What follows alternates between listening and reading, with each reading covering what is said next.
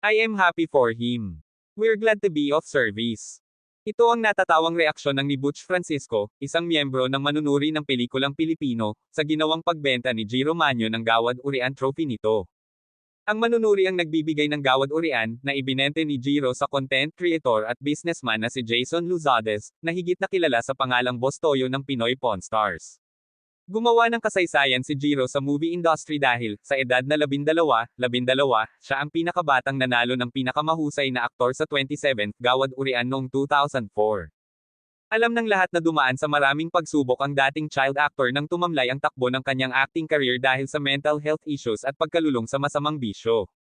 100,000 pesos ang unang presyong sinabi ni Jiro kay Boss Toyo para sa kanyang Gawad Urian Trophy, pero nagkasundo sila sa halagang 75,000 pesos. Marami na ang mga pagbabago mula 1981 hanggang 2024, kaya maaaring mauunawaan na ng mga miyembro ng MPP ang pasya ni Jiro na ibenta ang acting trophy nito dala ng pangangailangan sa pera.